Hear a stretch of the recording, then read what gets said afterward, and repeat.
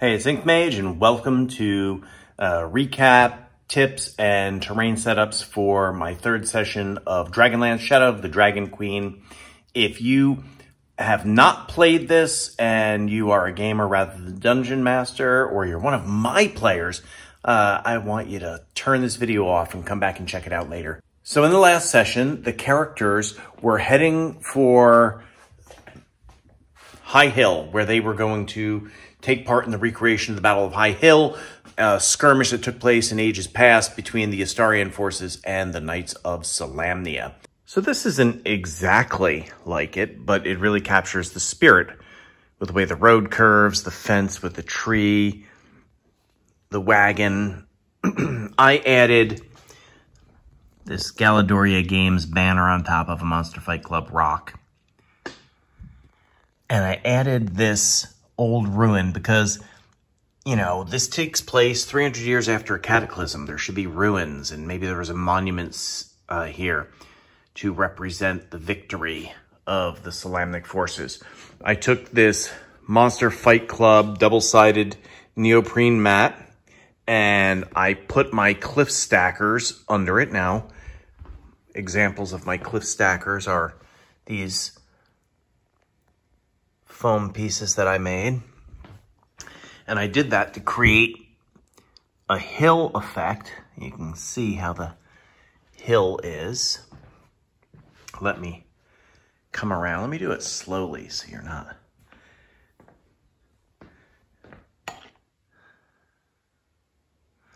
So you can see. So I used the cliff stackers under this mat to create the hills.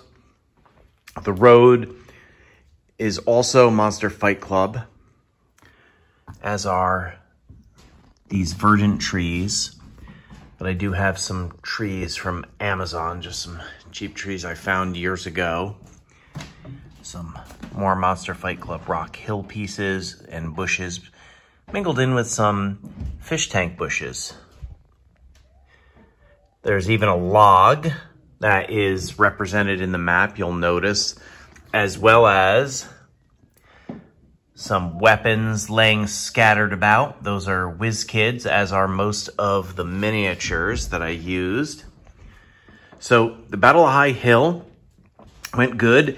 They were, the players were representing the Solamnic forces, and it turns out that the mercenaries from the Ironclad Regiment betrayed their leader, Cudgel Ironsmile, and used real weapons, and it was an effort to decimate Vogler's militia, which they did.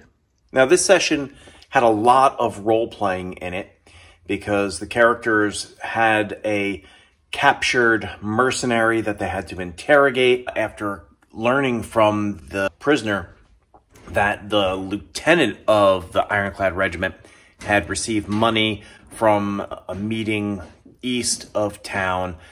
The characters then went to investigate, and I took some advice from how to be a great GM, and instead of it being a nebulous area, I had it be a spot where there was a monument to the Knights of Solamnia. That was my own.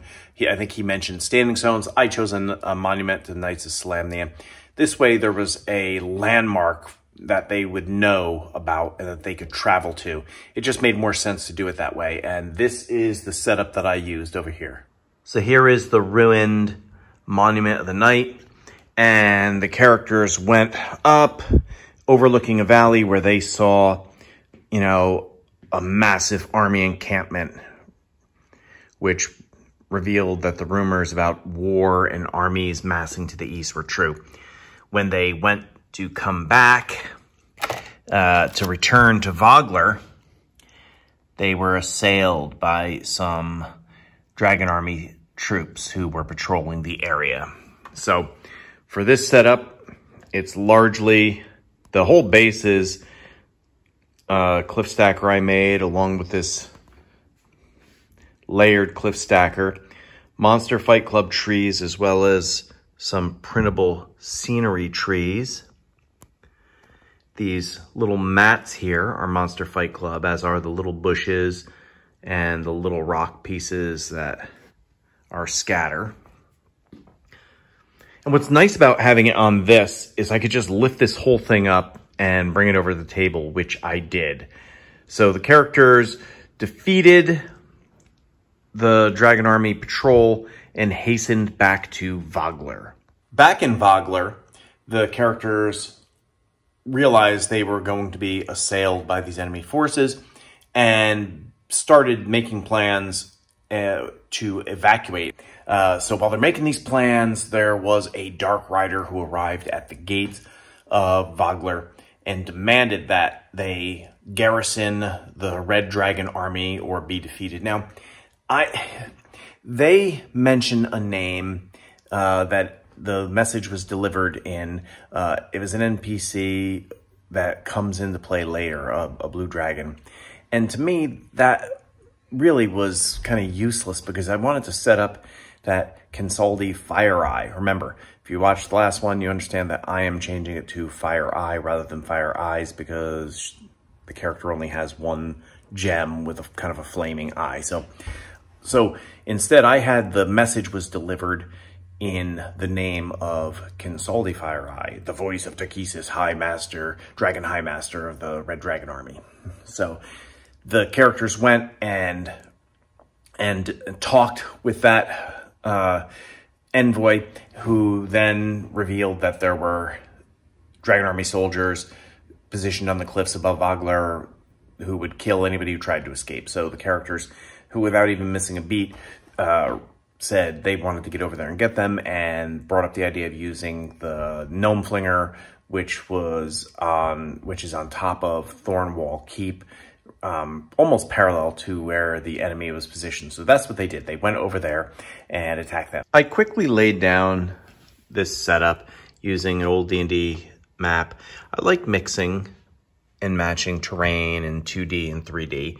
And so, you know, here represented the gate where the Dark Rider came and talked, and then he regrouped with his Dragon Army soldiers. And these are Dragon Army soldiers from WizKids.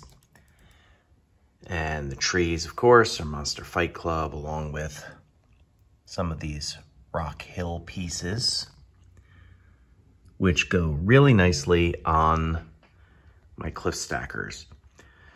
So the characters propelled themselves 300 feet over and behind the enemy forces, and then actually they managed to sneak up on them and defeat them. So then they returned to Vogler to help with the evacuation plans. And the plan they arrived at was to escape by river with boats and pieces of, rafts and ferries that take people across the river, to be repurposed to escape to the city of Calaman.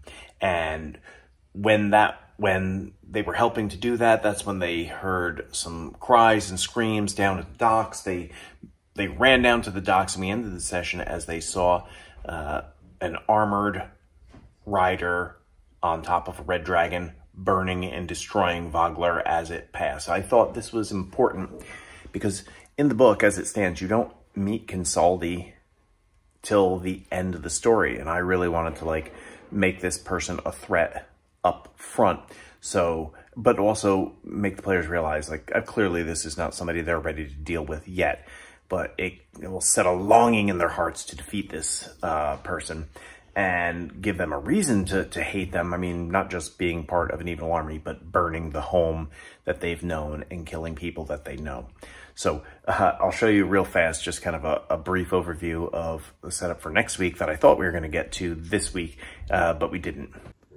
We'll go more detailed into this setup next week. I really thought they were going to get to this, but they didn't. There was a lot of role playing, and we just didn't make it. So we ended up using, three setups this week. I hope you've been enjoying these videos, following along with the campaign. If you do, please like, share, and subscribe. And also follow me on Instagram and like and share there as I take you through the journey of Dragonlance, Shadow of the Dragon Queen, and the little changes I do, the terrain I use, and the minis I use. Thanks for watching.